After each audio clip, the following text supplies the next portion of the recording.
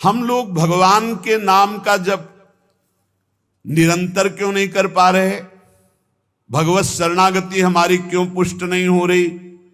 परम पावन महामहिम अद्भुत भक्ति भास्कर श्री तुकाराम जी महाराज, बहुत ध्यान से सुनिए।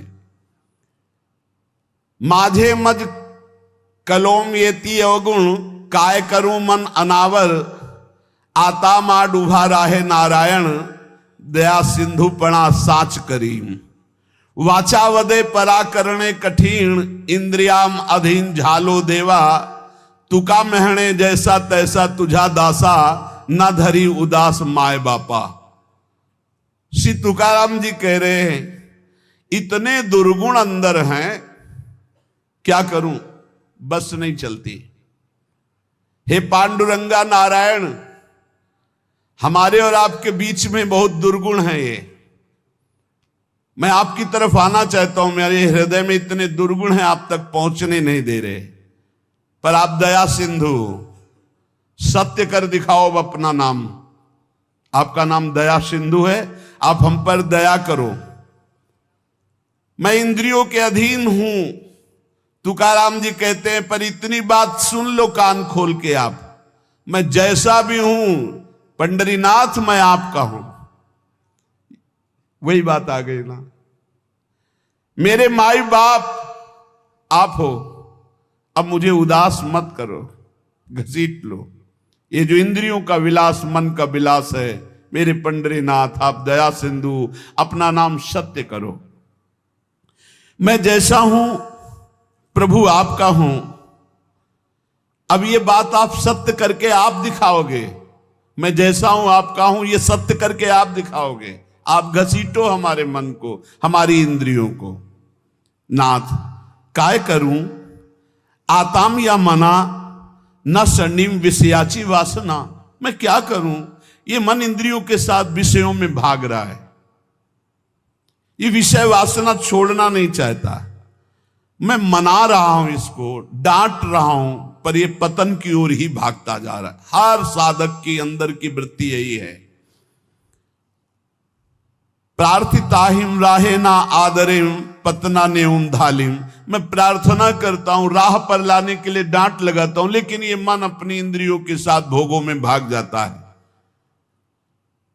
हे विठ्ठल दौड़ो, अब दौड़ो, नहीं तो अब ये गया, अब कोई राह नहीं दिखाई दे रहा है, मन ले जाएगा इंद्रियों को विषयों में।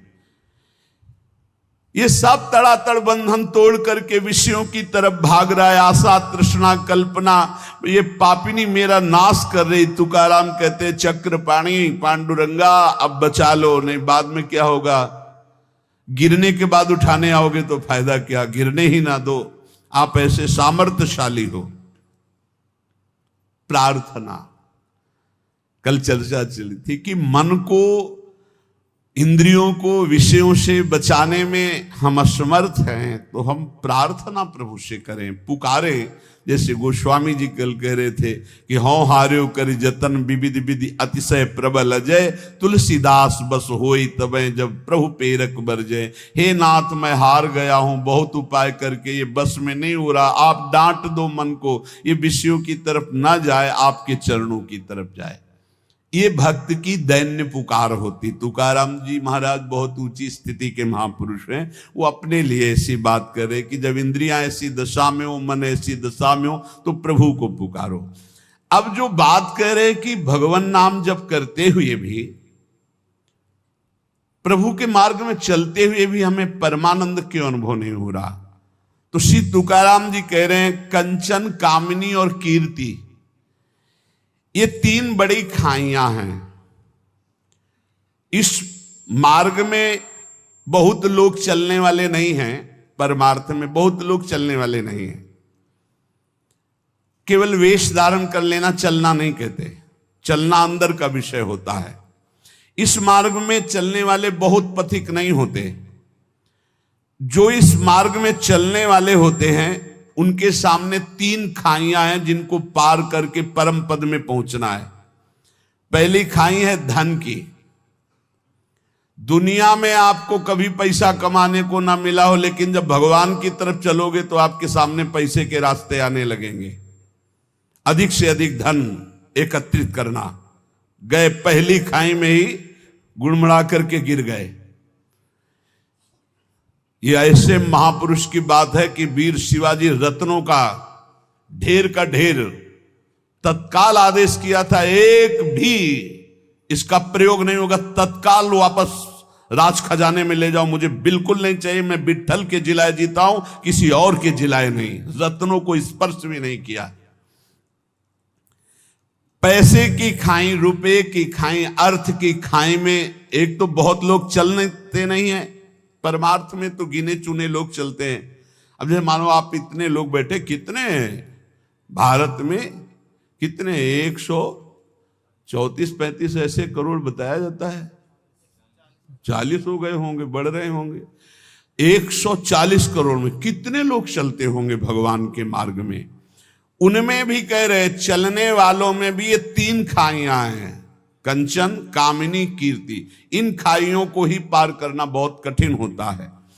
जो इस अर्थ की खाई में फंस गए, अर्थ की खाई में, अयो हरिवंश रस बिरलो समझनहार, एक दोई जो पाइए खोजी सब संसार। अच्छा, गिरे हुए अपने को गिरा हुआ नहीं समझते, ये ऐसा गिरना है बड़ा लुभावना, बड़ा सुखद। अब वो मान की खाई में, श्री तुकाराम जी महाराज कह रहे, जो भगवत कृपा प्राप्त होता है वो इस मान की खाई को पार करता। बिरला ऐसा कोणी तुका त्याचे लोटांगणी। कोई बिरला ऐसा है जो हरि के चरणों में हर समय लोटता रहता है, चित्त जिसका हर समय नाम जब चलता, वो इस कंचन की, कामिनी की, कीर्ति की तीनों खाइयों को, इसे शास्त्रीय भाषा में कहते हैं लोक ऐषणा, वित्त ऐषणा, पुत्र ऐषणा। अगर इन तीनों ऐषणाओं को पार कर जाए तो ब्रह्मबोध हो जाए, भगवत प्राप्त हो जाए। जहां ये अंदर स्वीकृति कुछ विशेषता, वही मान की फिसलन उसको गिरा देती है। कुछ विशेषता नहीं। बोले भाई झूठ बोल रहा है तो ऐसे नहीं, 10% तो सही होगा ही। 100 में जब बात निकलती तो 10 तो सही होती, 90 झूठ मान ली।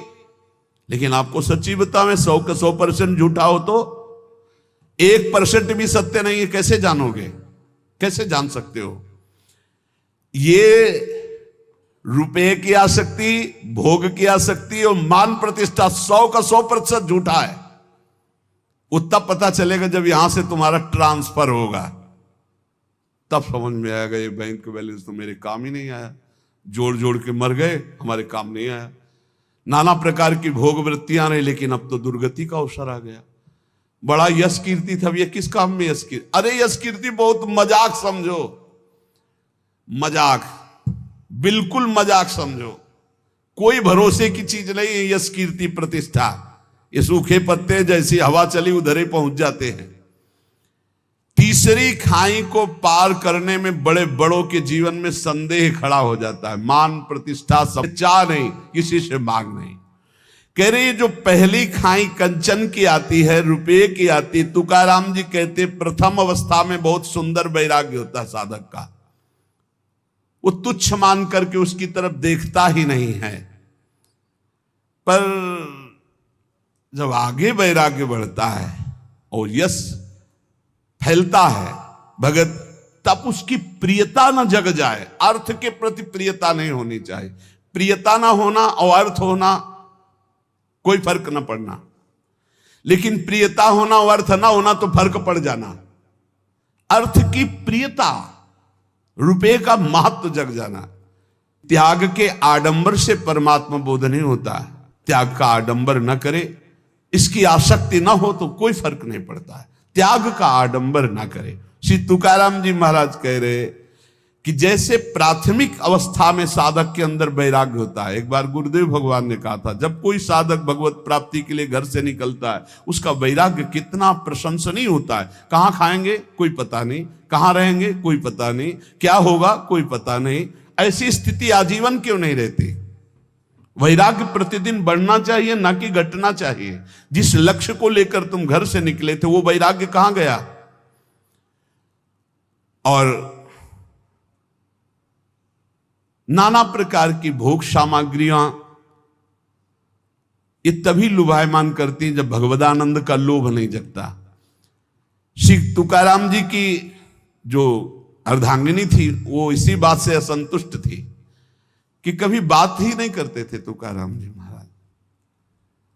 दिन भर निकल गए, 2-3 पर्वत थे, उनमें एकांत में बैठे राम कृष्ण हरि रात, खाने की भी व्यवस्था नहीं, रात में आए ध्यानस्थ होकर विराजमान। प्राण निकल जाए पर मैं कभी ऐसा गलत, ऐसा दृढ़ निश्चय होना, और इसके लिए बहादुर न बने, डरता रहे, यही डर ही डर हरिवंश हित, डरता रहे। ना जानो छिनंत कवन बुद्धि घटई प्रकाशित, छुट चेतन जु अचेत तेउ मुनि भय विश्वासित, पारासर सुरेंद्र कलप कामिनी मन फंद्या, परिवदेह दुख द्वंद कौन क्रम काल निकंद्या, यही डर हरिवंश हित, जिनो भ्रमय गुण सलिल पर, जी नामन मंगल लोक त्यों सुहरिपद भजु ना विलंब करे।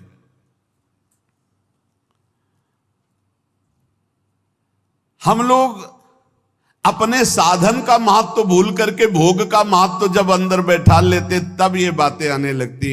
छुप छुपा कर देखना, छुप छुपा करके उसका मनन करना, ये सब नष्ट कर देता है। वैराग्य शिखामणि, अग्निस्वरूप तुम्हारा वैराग्य हो। कभी एकांत में विपरीत आकर्षण वाले शरीरों का संग कभी न करे, नहीं बहुत बुरा पछाड़ खाकर गिर जाओगे, चाहे जितने बड़े जितेंद्रिय बलवान इंद्रिय ग्रामो विद्वानम अपि कर्षति। इंद्रियां बड़ी बलवान है, वो कभी भी भ्रष्ट कर सकती, इसलिए बचते रहो, भागते रहो, डरते रहो। और गृहस्थ हो तो केवल जो अर्धांगिनी स्वीकार की, इसके अलावा नहीं तो परमार्थ नहीं बनेगा। जिसको अपना उद्धार चाहना है, जिसको अधोगति अपनी नहीं करनी है, इन बातों को साधक बड़े ध्यान से सुने। रात दिन भगवान के चिंतन में डूबना है तो अर्थ को एकत्रित करना और स्त्री संभाषण, एकांत आदि मिलन, बैठना, बात करना, ये सब छोड़ दे। ये मन बड़ा चंचल, थोड़ी देर लड़ पाओगे, इसके बाद फिर भ्रष्ट कर देगा, गिर जाओगे, फिर नहीं उठ पाओगे। जहां गिरना शुरू हो जाता है तो वो असमर्थ हो जाता है, उसकी हिम्मत खत्म हो जाती है। एक बार भंडारा पर्वत पर नाम कीर्तन में मगन थे, वो अपने मन को नहीं रोक पाई।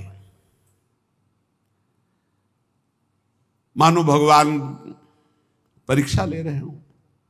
जब वो आंख मूंद कर राम कृष्ण हरि जय जय राम कृष्ण हरि निवेदन किया जाकर, दंडवत, दूर से ही दृष्टि गई, देखा उसकी भाव भंगियों को। नेत्रों से देखने से ही पता चल जाता है तुम किस भाव से देख रहे हो।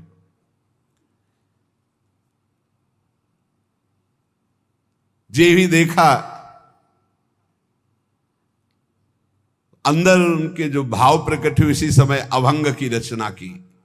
स्त्रियांचा तो संग ना को नारायणा, काष्ठाया पाषाणा मृत्यु केच्या, नाठवे हा देव ना घड़े भजन, लांचावले मन आवरेना, दृष्टि मुखे मरण इंद्रियांचे द्वारे, लावण्य ते खरे दुख मूलो, तुका मेहणे जरी अग्नि ज्वाला, साधु तरी पावे बांधुम संघटे हो। नारायण, ये कौन सी लीला? हम तो काठ और पत्थर की और मिट्टी की भी स्त्री का स्पर्श नहीं कर सकते, आपने तो साक्षात भेजा है, किसी और से बात नहीं कर रहे।